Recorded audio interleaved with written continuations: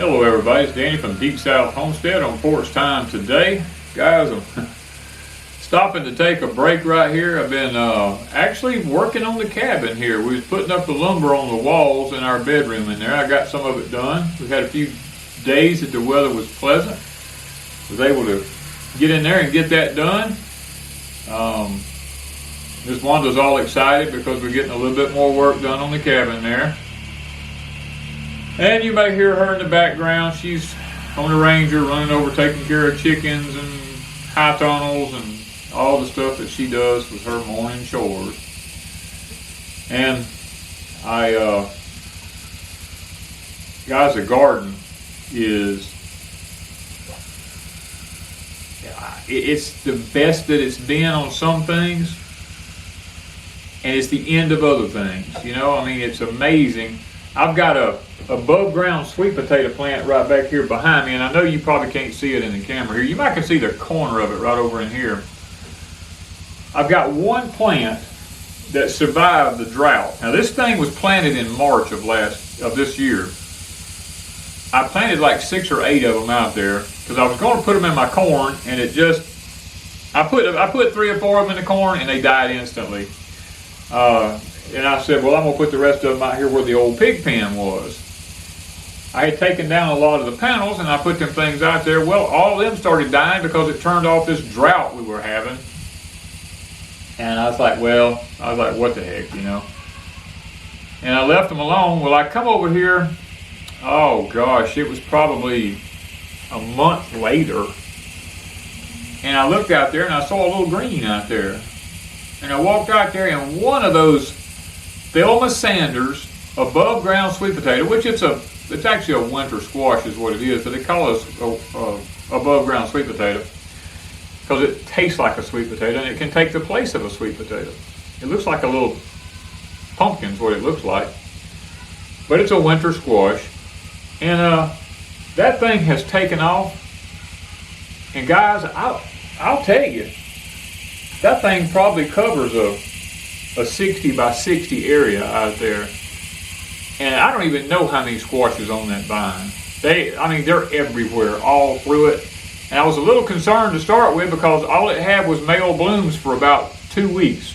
Male blooms popping up everywhere. And I told Wanda, I said, well, it probably may not do nothing, but we'll leave it. And all of a sudden, it went to putting on the female blooms. And it has about bloomed itself to death. Every morning I come over here before daylight, and my lights hit that out there, it's all yellowish orange all over it. And then by dinner time, they've all closed up and gone. And I went out there and looked, and I don't even know how many pumpkins. I mean, I know there's at least 25 or 30 in that area. It's just so hard to count them all. But looks like if nothing goes wrong and so far there's some of them growing on the side that the cows is on, and the cows ain't even messing with them. They just walking around them. You got pumpkins laying over there, they're not bothering them. So far, no critters is messing with them, nothing like that. And the peas, we got these pink-eyed purple hull peas. Oh my word, guys. I don't even know how many peas is on these things. Every morning when my Ranger light hits them, all I see is this yellowish white cover over the peas. And by the evening, most of them are gone, and you see these little small peas on everything. And this is every morning. I don't even know how many is on there. It's perfect. It has been perfect pea growing weather. Now, when I talk about peas, I'm not talking about green peas. I'm talking about southern field peas. So if nothing happens, it looks like there'll be a good harvest of that. And I've left the corn. It's really a joke, and you'll probably see it in the background of the videos when we shoot it, but it's pitiful. Just downright pitiful. But the crazy thing about this is I left one stalk of Danny corn standing at the end of one of these rows of peas out here. All the other corn looks like it's been burnt. This one stalk is standing there just as pretty and green and tossling out right by itself. Now it only got about 6 or 7 feet tall before it tousled, which is unusual for Danny corn. I mean, it's not really that unusual because it ain't been fertilized. It ain't had, well, it has been fertilized because I fertilized the peas, but and it's right in the row with the peas. And I actually ran over it with a cub, thought it was going to ruin it because it leaned it over. The sun pulled it straight back up. And, it's been fertilized with the peas, so who knows? We'll see what it does. But now the red rippers in the front, they're still bearing pretty good. We've dug all of our sweet potatoes except 2 rows, I believe. And they were 2 rows that were planted way later. I just had a few slips left in a barrel in there, and I just went and stuck 2 rows of them out. Didn't know if they'd ever make or not, but they seem like they're doing pretty good. The high tunnels are kicking it. We've got a lot of stuff going in that. I've got my seed trays started out here. I've got some cabbage and broccoli and some more zucchini, a few tomato plants and stuff like this for the fall garden. I got rutabagas planted. You know, just trying to get some transplants going. Now I've got some red cabbage in my high tunnel. I've got some Georgia collards in my high tunnel. I've got white globe turnips. I've never planted those before, but I have those going in there just to see how they'll do. And we're fixing to be planting some French fingerling potatoes because to tell you how nature works, I've had them in my cooler and I've had them down around 44 to, let's say 41 to 45 degrees. That cooler range is in that area. And when I needed to put the sweet potatoes in the cooler, the sweet potatoes need to be about 50 to 55. So I backed off on the temperature to 50 or 55, and it's been about a month, and my potatoes are starting to sprout.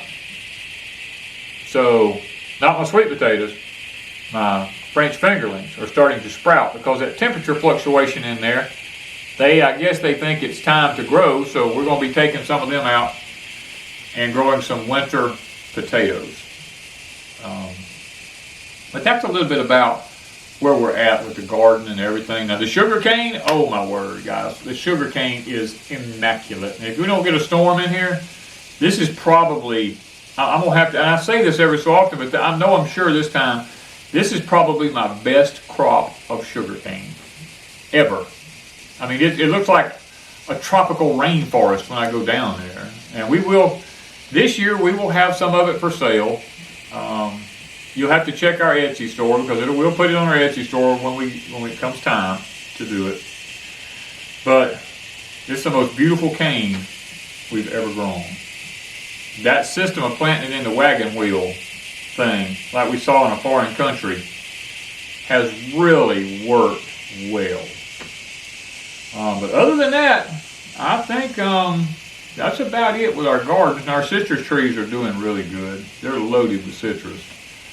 The acorns are all falling everywhere. The water oaks, the red oaks, the Spanish oaks or live oaks, they're falling like crazy. Persimmons falling off all over the ground everywhere. We're about a month early. You know, that usually don't happen till October here.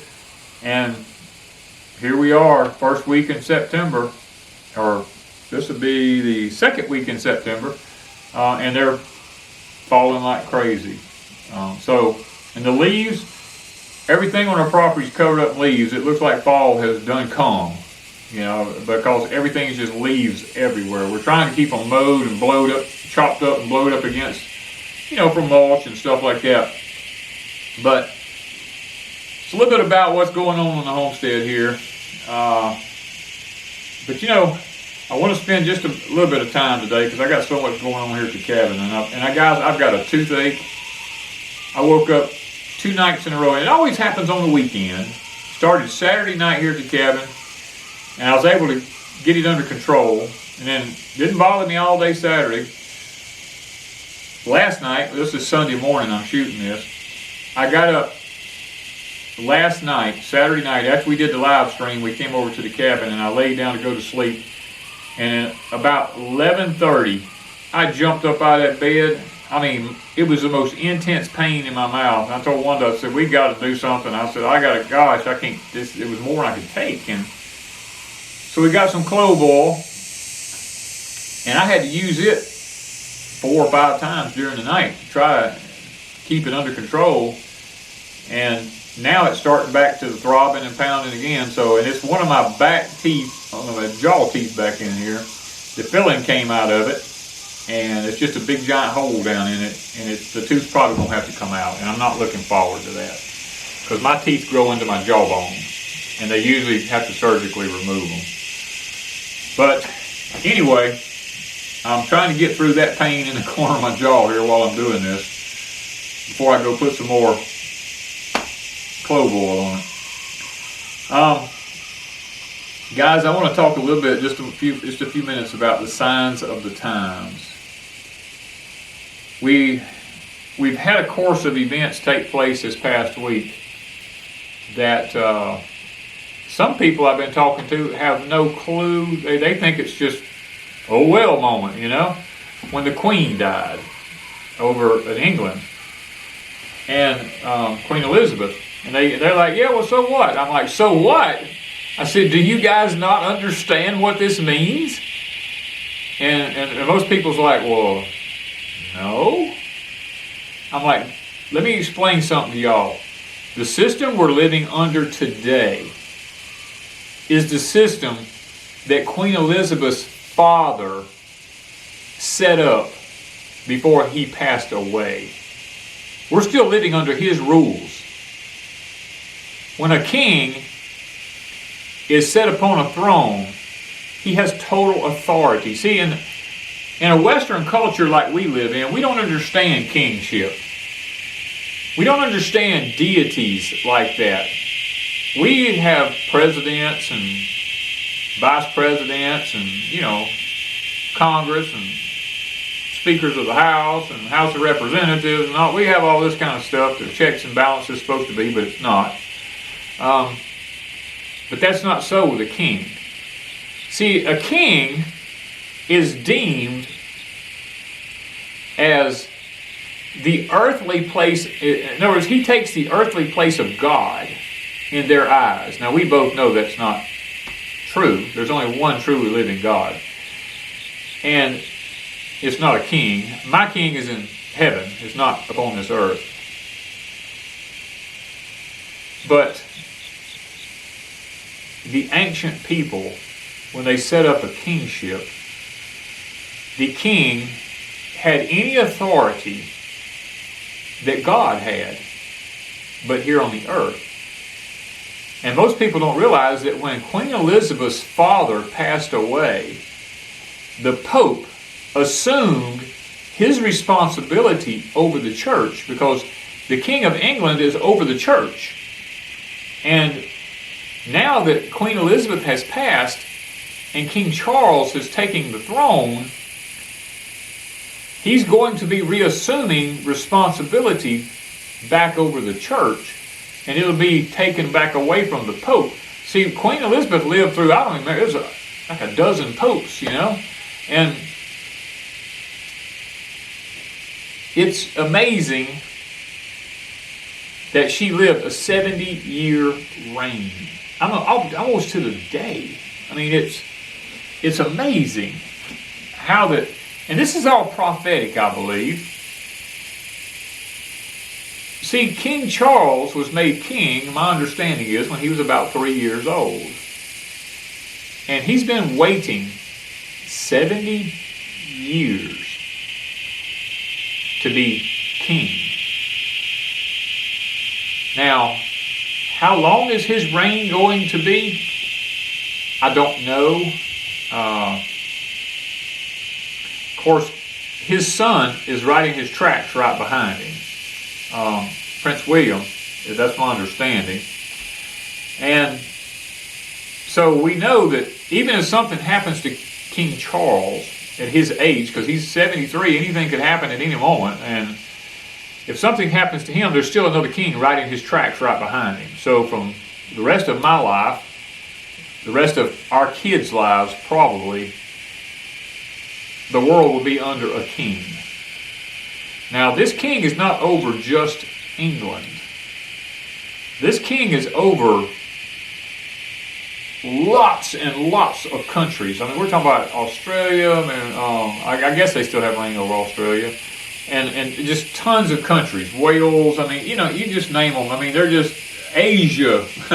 I can almost just say Europe and Asia, and basically he's over all of them.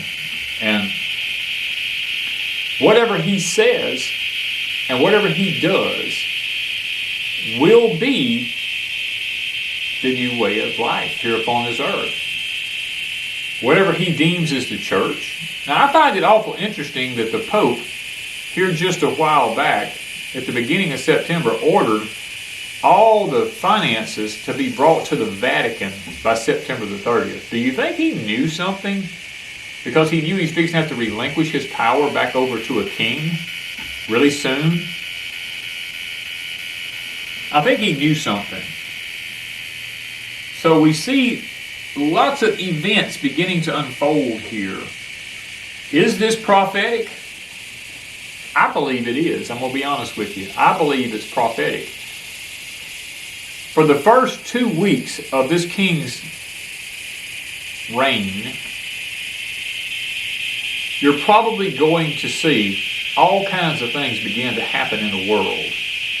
And I found it strange that just a couple of days after the Queen passed away, that there's been a revolt in Russia. They are now calling for Putin to step down. Isn't that amazing? I saw somebody ask a comment on a video. Did they think that Putin would attend the Queen's funeral? And I don't remember who was doing the talking in this video. I just happened upon it. And they said that there's no way that Putin could possibly go to this funeral because he would run the risk of being arrested for war crimes, because he's being placed under some kind of stipulation that he's created war crimes and that he would be arrested. Now, I don't know that, but that's what somebody that was doing this speech I was listening to said. So it's going to be kind of interesting. I will say this. It's going to be interesting to see who all shows up at the funeral processions and all for the Queen. Because whoever shows up at these funeral processions basically is showing their allegiance to the new king. And I think if we watch those countries, we will see what countries are going to be following whatever the king sets into motion. Now, I don't believe he's the Antichrist. I mean, I don't think so. I don't know what part he will play. I believe he will play a part in the bringing in of the Antichrist. It's just too early for me to speculate on that, to be able to say how I actually feel about it, because there's still a lot of decks in the cards in the deck that haven't been played yet. There's still some wild cards. And I'm not 100% sure. I'm being honest about that. And I won't give an opinion on that until I know a little bit more about what's going on. Now, I think that now she's been passed away now. This will come out on Tuesday. So she will have been passed away about 5 days or so. So we're actually about halfway through the ceremony, I believe. I think it's like a 10 or 12 day ceremony, something like that they have to go through. I'm not 100% sure about that, but I believe I'm pretty correct. So we'll be about halfway through whatever they've been doing. Because you've got the crowning of the king that has to take place. I mean, yeah, so many things has got to fall into order. Prince William has got to be, he's got to take over as Prince of Wales, and Prince Harry, I think, was in the United States, and he had to go back home. And I mean, there's lots of things that has to happen here. So, does the passing of a queen mean anything? Yes, because a queen only has certain authorities. We talked about this in Porch Time the other night at the end. I mean, not Porch Time, but on our live stream. A queen only has certain authorities. She can't, there's certain things that she just cannot do because she's queen. And she had to relinquish many powers because she was a queen. She couldn't make her husband king because she didn't have that authority. But now a king has the authority to appoint a queen, if I'm not mistaken. But a queen is very limited. Now she has a lot of authority, but she doesn't have the authority that a king has. And I will say something about Queen Elizabeth. One thing Wanda and I have always noticed about Queen Elizabeth was that she was very modest. She was never exploited herself in any way. She was always showed basic morals. She was always fit the part very well. She showed herself to be royalty. She didn't ever expose her body in any kind of ways that would be, misleading or anything to that nature. But she was always a very modest dresser and stuff like this. But now she still respected, she still demanded authority. I know there's been times that our presidents went over and they didn't react as they were supposed to around the Queen. And I think there was a little bit of a problem with that. But guys, you're going to see some changes now. How is it going to affect us? I think that it could affect our currency. And we'll be honest with you. I don't know exactly to the ramification just yet. But I do see some ways that it could affect our currency. I could go off into left field on one thing there about the silver. You go back to the Declaration where the United States become a nation, and there were certain treaties that was signed between us and England and stuff. Has to do a lot with silver and all. I'm not going to get into that on this video, but you can look that up if you are of mind to. But there's a lot that you're probably going to see happening now. I was kind of like sitting back going, what's it going to take to get the ball really rolling? Because, I mean,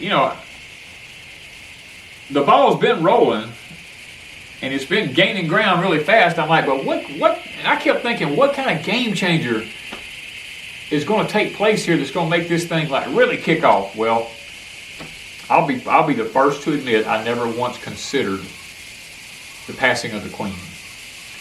And when the Queen passed, it hit me like a ton of bricks. I told Wanda, I said, here it is, right here. It's been before us the whole time. I said, I didn't even think about that. I said, here in the United States, we don't think in the form of kings and queens and stuff like that. We think about, presidents comes and goes every 4 years, and we don't think anything about it. We try to put into office who we want into office. This lady's been there for 70 years. When they put somebody in position, they're there to death. And I told Wanda, I said, it's been right in front of us the whole time. And when I began to start digging into kings, and the first thing I did is I looked at biblical kings and how and the authorities that they had. Biblical kings had total authority. If they looked at you and said, just chop his head off, they cut your head off. You had no say over it. Your family couldn't appeal it. They couldn't. I mean, he had total authority. And what brought that to fruition with me was Esther. Esther was married to the king, and even his own wife could not approach him unless he lifted the scepter. And she had to bow herself and prostrate herself before him just like anybody else. or he'd have her done away with. And, so you have to, we don't understand that in a Western culture. And that's been the whole problem with our relationship here over in the United States with our Heavenly Father, the Lord, Yahweh. We don't understand His holiness. We don't understand that kings are holy. Kings have total authority. And we don't understand that. We think, well, why can't I ask him a question? Why can't I oppose? Or why can't I do this? Or why can't I do that? Because in the Western culture, we've been given such freedoms to do what we want to do that we think, well, I should have the right to do this, or I should have the right to do that. Under kingship, you have no rights. You have zero rights. The king has rights over you, but that's it. And kings were, and this was another thing in studying biblical kings. A biblical king would have children with multiple women all over the kingdom. And he would hide those kids in all kind of different places in his kingdom, because if a king's brother didn't like him, he would kill him and kill all of his kids so that there would be no heir to the throne other than that brother. So a king always had to be on his guard for one of the family members. He wasn't too much worried about the other people. He was worried about his own family members, especially if there was a brother. I mean, it's just insane as to what kings go through and what they have to watch out for. I mean, you would think, well, I'm king now. I can do what I want. I can do this. I can do that. No. Oh, yes, you can do what you want, but there's always somebody looking to knock you off. And I saw that in the Bible as I looked at David, how he took care of Saul's Mephibosheth, who was crippled, and David would take him, had him hid, and all this kind of stuff. Because, I mean, it's just, guys, we don't understand kings. That's why it's so hard for us to have a relationship with our Heavenly Father, Yahweh, is because we don't understand who He is. We think we should just be able to just approach Him and say, hey, hey, the man upstairs and all this kind of stuff. No, that's disrespect. And we all know that in the Scriptures, He said He can't even look upon us. We're like filthy rags in His eyes. The only way He can look upon us and have anything to do with us is through His Son, Yeshua, or it depends on your dialect, Yahushua, Yeshua, HaMashiach. Yeshua will look at Him and say, Father, they belong to me. And because He paid the price for us, then we have access to God the Father, Yahweh. And as Westerners, we don't really, there are those of us that do. I mean, I understand it, but I don't know if I understand it to the totally to the point that if I was in His presence, I would always have to be bowing or something like that. I mean, that's why Scripture says there's going to come a day that every knee is going to bow and every tongue is going to confess that He is Lord. Because He's a king. He has total authority. And we have to understand that. And that's where a lot of us in this country, we just can't accept that fact. We can't. We're like, I don't understand why. I mean, I talk to people all the time. I don't understand why I can't just have a say. I mean, I have rights. No. Under a king, you do not have rights. And it's very difficult for us to understand that. So guys, I wanted to just jump on her for just a little bit today and just kind of tell you to be watching what's going on in Europe and Asia and the rest of the world. You're going to see some changes in the next couple of weeks. I'm not going to go into speculation as to what I believe they're all going to be. I believe one of them might be currency. I will tell you that. It might not happen in 2 weeks, but I know it's going to be on the agenda. I can almost promise you that. But who knows what these people will do? Who knows what the king will, what laws he will impose, what he will do? Will it affect Russia? Will it affect China? Will it affect other countries in the world? I'm sure it's going to. How is it going to affect them? Is he going to have the change of currency? Is he going to have a change of religious laws? Is he going to change who's in power, where they're in power? Is he going to have a say at the UN now? Because you see, Queen Elizabeth's father at the UN gave several nations their ability to become a nation. Israel was one of them. I think India might have been one of them. And he gave Taiwan, and it might have been Hong Kong. I mean, several of these places, he had authority. So it's going to be interesting to see what King Charles III does. Only God himself knows what's been going on behind the scenes for years and years, as this man has been sitting back waiting to take the throne, waiting for his mother to pass so that he could be king. There's no telling how this man has been groomed all these years and what his plans will be. And you can rest assured of this: at his age, if he's been given a specific list of things that as king he should be doing, you can bet he's going to implement them just as fast as he can at his age, because he don't know how much longer he's going to live. Because he's already 73 years old. I mean, he's at the age the Bible says, if you make it to that age and you add days to your life, the Bible says you add sorrow to your life.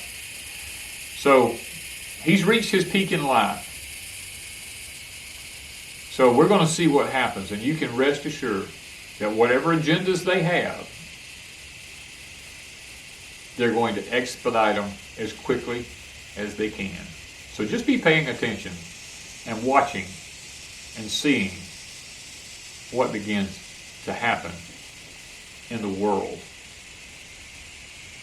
and see how it's going to affect us over here in the United States, because it will affect us.